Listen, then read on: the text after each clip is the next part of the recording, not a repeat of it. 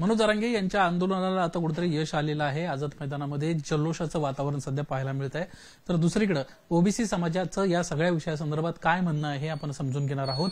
OBC नेते प्रकाश शेंडगे आपल्यासोबत आहेत। त्यांना देखील काही गोष्टी ज्या आहेत या प्रामुख्याने नमूद केल्या, त्या नेमक्या कोणत्या आहेत हे त्यांच्याकडून आपण जाणून घेणार आहोत। आज एक जल्लोषाचं वातावरण सध्या आझाद मैदानामध्ये आहे आणि राज्य सरकारनं तत्काळ 3 GR देखील काढल्याचं समोर येत आहे। या सगळ्या विषयासंदर्भात काय म्हणणं आहे तुमचं? तुम्ही ते GR वाचले का? हे पहा, सर्वप्रथम महाराष्ट्र शासनाकडून आम्हाला आश्वासित करण्यात आलं की कुठल्याही परिस्थितीत आम्ही ओबीसी आरक्षणाला धक्का लावणार नाही। त्याने बावनकुळे साहेबांचं विधान असेल किंवा चंद्रकांत पाटलांचं विधान असेल किंवा सन्माननीय मुख्यमंत्री महोदय देवेंद्र फडणवीस साहेबांचं विधान असेल की आम्ही कुठल्याही परिस्थितीत ओबीसीला धक्का न लावता मराठा समाजाला आरक्षण देण्याचा आम्ही प्रयत्न करू। आत्ता जो GR जो आता काढलेला आहे त्याच्यावरती जल्लोष करण्यात आलेला आहे की मराठा समाज म्हणजे मराठवाड्यातील सर्व मराठा समाजाला गॅझेटेरमध्ये हैदराबादच्या गॅझेटेरप्रमाणे मराठा समाजाला कुणबी नोंदी असतील त्यांना कुणब्यांचे दाखले म्हणजे ओबीसीमध्ये घालण्याचा निर्णय जो आहे तो आज या GR प्रमाणे त्यांनी घेतलेला आहे। प्रथमदर्शनी याविषयी हा जो गॅझेटेर जो आहे, मला असं सांगायचं की हा जो हैदराबाद गॅझेटेर म्हणजे काय आहे? हैदराबाद गॅझेटेरमध्ये सगळ्या जातींची यादी आहे आणि त्यांची संख्या किती हे दाखवलंय त्यामध्ये। आता माझ्याकडे औरंगाबादचा गॅझेटेर आहे आणि उस्मानाबादचं म्हणजे निजाम गव्हर्नमेंटमधलंच हे आहे।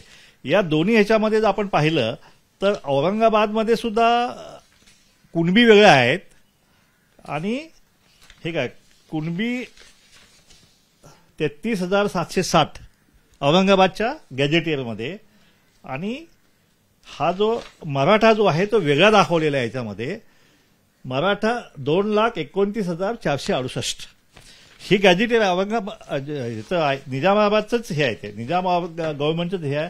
त्याचप्रमाणे उस्मानाबादमध्ये जे आहे ती तशीच परिस्थिती आहे, त्याच्यामध्ये सुद्धा कुणबी वेगळे दाखवलेले आहेत आणि तिथं त्यांना कापू म्हणायचे, कापू म्हणजे कुणबी 3,580 आणि मराठा जे आहेत ते 2,46,490। हे जर गॅझेटेर असेल माझ्याकडचं हे असेल, हे जर खरं असेल तर मग ह्या आजच्या ज्या GR मध्ये जे आहे कुठलं गॅझेटेर त्यांनी संदर्भ घेतलेला आहे? मग त्याच्यामध्ये तिथल्या कुणब्यांना दाखले देणार आहेत, कुणब्यांचे दाखले शोधणार आहेत का मराठा सभा दाखले शोधणार आहेत? हा एक फार मोठा प्रश्न जो आहे तो माझ्यापुढे पडलेला आहे की नक्की हे गॅझेटेरमध्ये कुणाचे हे करणार का? पात्र मराठा समाजाच्या पात्र व्यक्तीला, आता मराठा समाजाची पात्र व्यक्ती जी आहे जिच्या गॅझेटेरमध्ये मराठा म्हणून उल्लेख आहे त्यांना आता कुणबी म्हणून कसं काय तुम्ही पात्र करणार? तुम्ही सगळे सोयऱ्याचा विषय असू शकतो, त्यामुळं सगळे सोय ह्याच्यात आलेलेच आहे। इनडायरेक्टली ह्याच्यामध्ये सगळे सोयऱ्याचा विषय घेतलेला आहे आणि त्यामुळं हे जे गॅझेटेर जे आहे ह्या गॅझेटेरप्रमाणे माझ्या मते तर कुणबी वेगळे दाखवलेले आहेत आणि मराठा समाज वेगळा दाखवलेला आहे। निजामाबादल्या मराठांना तुम्ही कुणबी म्हणून सर्टिफिकेट कसं देऊ शकता हा माझा प्रश्न आहे आणि कसं मिळणार आहे ते म्हणजे फार मोठा प्रश्न आहे।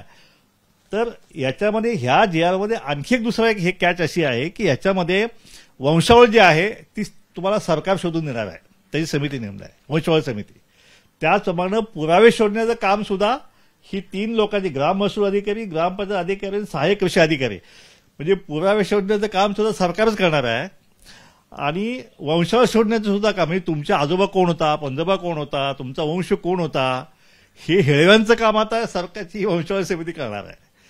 म्हणजे माझे वंश कोण आहे हे सरकार सांगणार आहे आता। म्हणजे अशा प्रकारे ही सवलत जी आहे एखादी जात मागासवर्गीयाला जातीचा दाखला मिळण्यासाठी ही सवलत आदिवासीला सुद्धा दिलेली नाही सरकारने आणि अशा प्रकारची सवलत एका प्रगत समाजाला जी आहे जो पॉलिटिकली डॉमिनंट आहे, काय आर्थिकदृष्ट्या डॉमिनंट आहे, अशा समाजाला अशा प्रकारच्या सवलती सरकारने या GR मध्ये दिल्या आहेत। मग अशा प्रकारच्या सवलती ज्या आहेत त्या मागासवर्गीय देणार आहात का? तुम्ही SCला देणार आहात का? तुम्ही शेड्यूल ट्राईबला देणार आहात का? तुम्ही आदिवासींना देणार आहात का? तुम्ही इतर ओबीसीना अशी सवलत देणार आहे का? तर आमची बी वंशावळ तुम्ही शोधून काढा ना। तर हे जे सगळं जे चाललं आहे हे सगळं कुठल्या कायद्याला धरून मला कळत नाही मला। आणि अशा प्रकारे घटनेमध्ये एखाद्याला मागासवर्गीय ठरवायचं असेल तर इतिहासकालीन म्हणजे शिवाजी महाराजांच्या काळात काय नोंद होती किंवा सातारा संस्थानमध्ये काय नोंद होती किंवा निजामामध्ये काय नोंद होती त्याच्या नोंदीच्या आधारे एखाद्याला मागासवर्ग ठरवण्याची इतकी सोपी प्रक्रिया या घटनेमध्ये नमूद केलेली नाही. आता मी घटनेकडे येत आहे.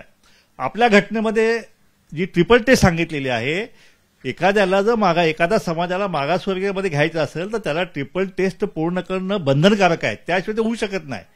पहिली म्हणजे सोशली आणि एज्युकेशनली बॅकवर्ड असल्याचा पुरावा जो सिद्ध झाला पाहिजे. ही जमात एज्युकेशनली सोशली बॅकवर्ड आहे. मराठा समाज या महाराष्ट्रामध्ये एज्युकेशनली सोशली बॅकवर्ड नाही. अशा प्रकारचे निकाल जे आहेत अनेक आयोगाने नेमलेले आहेत, आयोगाने निकाल दिलेले आहेत. त्याचप्रमाणे सुप्रीम कोर्टाने सुद्धा हा विषय निकालात काढलेला आहे जयश्री पाटील विरुद्ध महाराष्ट्र शासनामध्ये, की मराठा समाज हे महाराष्ट्रातील मराठा समाज मागासवर्गीयांचे निकष पूर्ण करत नाही. त्यामुळे हा सोशली एज्युकेशनली हा बॅकवर्ड नाही. त्याचप्रमाणे हा समाज जो आहे कुणबी सुद्धा नाही असं सुप्रीम कोर्टने सांगितलेलं आहे. ह्याला कुणबी म्हणून सुद्धा तुम्हाला सर्टिफिकेट देता येणार नाही. नाद मराठा कुणबी और ॲज अ मराठा हा मागासवर्गीय नाही आहे.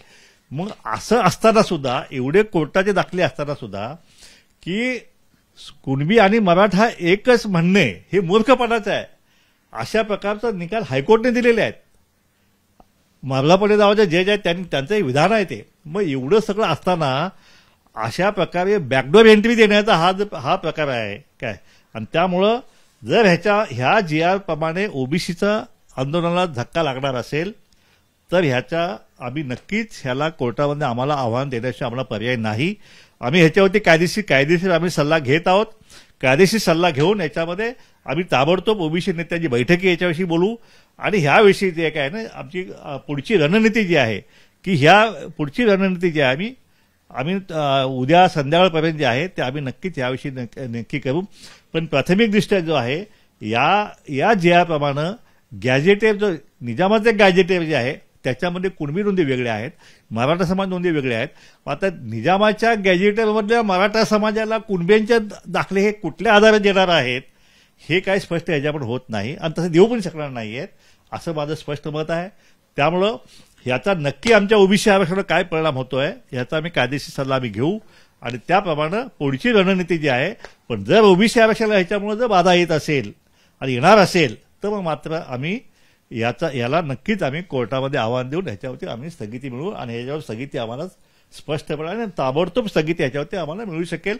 ओबीसी आरक्षण संरक्षण जे आहे ते शेवटी या सरकारचा शब्द जो आहे तो सरकारनं सुद्धा हा शब्द पाळायला पाहिजे होता आणि पाळला असेल असं आम्हाला अजूनही वाटतंय.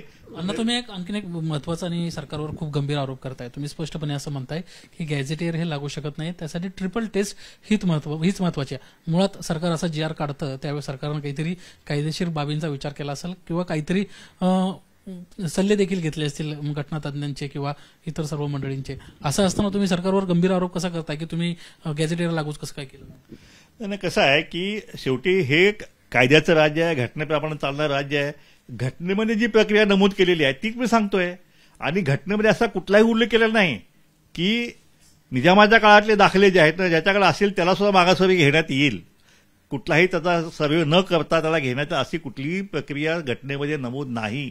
घटनेमध्ये 15/4/16 प्रमाणे हे आरक्षण दिलं गेलं जातं आणि त्याच्यामुळं हे आरक्षण जे आहे हे आरक्षण घटनेप्रमाणे नाही. गॅजेटेरमध्ये नाव आहे म्हणून हे करायचं असेल असा इतकाही सोपा मार्ग जो आहे तो मागासवर्गीयाचं आरक्षण घेण्याचा मुळीच नाहीये. त्यामुळे मला वाटतंय की हा GR जो आहे GR हा मराठा समाजाला कितपत उपयोगी होईल याच्याविषयी मला साशंकता आहे. पण अशा प्रकारचं बॅकडोर एंट्री जी आहे ती बॅकडोर एंट्री कुणालाही देता येत नाही आणि दिली तरी ती न्यायालयाच्या चौकटीत ती मुळी टिकू शकत नाही.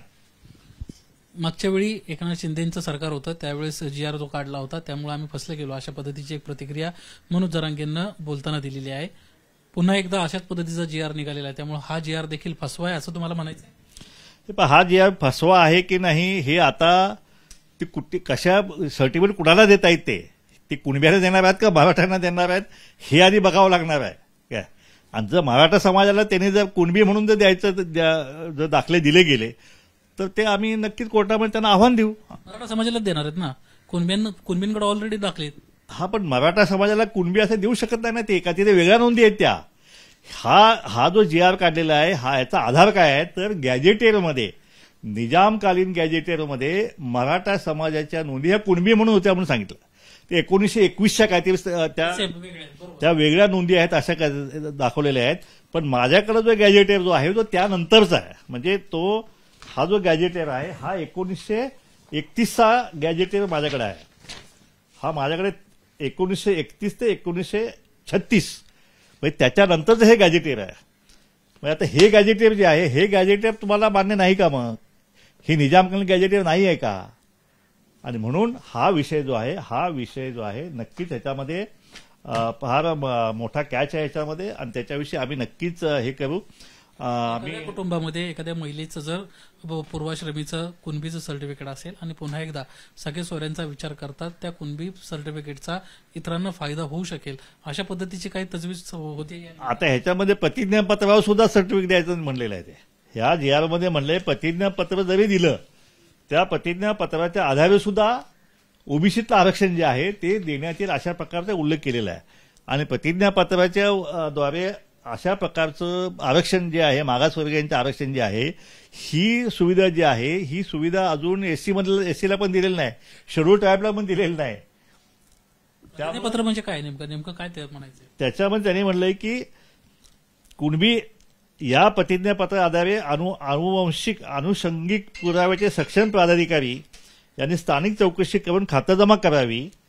अशा स्थानिक चौकशीमध्ये संबंधित जातीचा दावा करणाऱ्या व्यक्तीचे गावातील कुळातील नातेसंबंधातील व्यक्तींना कुणबी जातीचे प्रमाणपत्र मिळाले असल्यास व दावा करणारी व्यक्ती हा त्यांच्या नातेसंबंधातील किंवा कुळातील, आता नातेसंबंध म्हणजे दोन्हीकडे आले ना, त्या कुळातील असल्यास कुळातील असून कुणबी असल्याचे प्रतिज्ञा देण्यास ते तयार असल्यास तसे प्रतिज्ञापत्र घेऊन उपरोक्त गाव पातळीवरील स्थानिक समिती वंशावळ समिती सहाय्याने आवश्यक ती चौकशी करेल. त्या चौकशी अधिकारी सक्षम प्राधिकारी अर्जदारास कुणबी जातीचा दाखला देण्यास निर्णय देतील. म्हणजे सगळ्या सोयऱ्याचाच विषय. हा सगळे सोयऱ्याचा त्यांनी इनडायरेक्टली सगळे सोयऱ्याचा विषय याच्यामध्ये परत आणलेला आहे याच्यामध्ये. आणि सगळे सोयऱ्याच्या ज्यावरती आम्ही 8 लाख ऑब्जेक्शन या महाराष्ट्रातील ओबीसीनी जमा केले त्याची अजून छाननी झालेली नाहीये. आणि त्यामुळे सगळ्या सोयऱ्याचा विषय आपण ऑलरेडी न छाननी होता त्याने ह्या GR सरकार कसं आणू शकतं?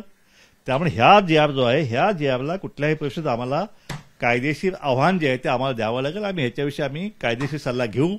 आमच्या नेत्यांची बैठक आम्ही ताबडतोब त्वरित बोलू आणि त्याच्यामध्ये पुढील ह्याच्याविषयीचं पुढील आमची रणनीती जी आहे ती आम्ही नक्कीच ठरवू. शेवटचा प्रश्नांना या सगळ्या सोयऱ्यांचा जर विषय असेल तर सरळ ओबीसी समाज आणि मराठा समाज यांची फसवणूक होती असं तुम्हाला वाटतं? हे असं आहे की मराठा समाजाची फसवणूक झाली आहे की नाही झाली ह्याच्याविषयी मी आताच बोलणार नाहीये. पण मागच्या वेळी ज्यावेळी गुलाल उधळला त्यावेळी मी सांगितलं की अशी हे गेली तिसरा गुलाल उधळलेला आहे आणि याच्यामध्ये नक्कीच मराठा समाजाची त्यावेळी फसवणूक झालेली. आज मनोज जरांगे ते मान्य केली मागच्या वेळी आमची फसवणूक झाली म्हणून काय. पण आता ह्या GRमध्ये त्यांची फसवणूक झाली की नाही हे त्यांनी पाहायचं आहे. आमचं फक्त ओबीसी आरक्षणाच्यामुळं ह्यांच्या ह्या GRमुळं ओबीसी आरक्षण जाते का काय किंवा त्याला कुठं धक्का लागतोय का काय हे पाहणं आमचं काम आहे. तुमची फसवणूक तुम्हाला वाटत नाही का? 8 लाख नोंदी तुम्ही हरकती घेतलेल्या आहेत तरी सुद्धा सरकारनं कायदेशीरदृष्ट्या हा विषय पेंडिंग असताना आज सगळ्या सोयऱ्या संदर्भामध्ये कुठेतरी यामध्ये प्रयत्न केल्याचं पाहायला मिळतं. नाही नक्कीच असं एक प्राथमिक दृष्ट्या असं दिसतंय की त्यांनी सगळ्या सोयऱ्याचा GRमधील काही हे जे आहे की प्रतिज्ञापत्राचा विषय आहे आणि कुळातील आणि नातेसंबंधातील व्यक्तींनी जर प्रतिज्ञापत्र दिलं तर त्याला कुणब्यांचं सर्टिफिकेट देता येईल अशा प्रकारचा उल्लेख त्यांनी ह्याच्यामध्ये केलेला आहे त्याच्यामध्ये. परंतु अशा प्रकारे कुठल्याही प्रकारे आरक्षण जे आहे ते प्रतिज्ञापत्र किंवा नातेसंबंधावरती असं काही मिळत नाही आणि त्याला नक्कीच ट्रिपल टेस्ट हे पूर्ण करावीच लागेल. मराठा समाज ही ट्रिपल टेस्ट पूर्ण करू शकलेला नाही. घटनात्मक दृष्ट्या कायदेशीर दृष्ट्या सुप्रीम कोर्टचे अनेक निकाल आहेत त्याच्या आधारे मराठा समाज हा मागासवर्गीय नाही. त्यामुळं हा ओबीसीच्या आरक्षणास पात्र नाही हेच मी सांगेन. ह्याच्याविषयीची भूमिका जी आम्ही लवकरच माध्यमांच्या समोर आणू. धन्यवाद आमच्याशी बातचीत केल्याबद्दल. एकंदरीतच प्रकाश शेंडगे उद्या सर्व ओबीसी नेत्यांची बैठक घेत आहेत. कदाचित छगन भुजबळ देखील त्या बैठकीमध्ये असतील. ऑनलाईन ही बैठक पार पडणार आहे. या बैठकीनंतर सगळे ओबीसी नेते आपली भूमिका जाहीर करणार आहेत. कॅमेरामन मनोज जयस्वालसह निलेश बुधावले, एबीपी माझा, मुंबई. एबीपी माझा, उघडा डोळे बघा नीट.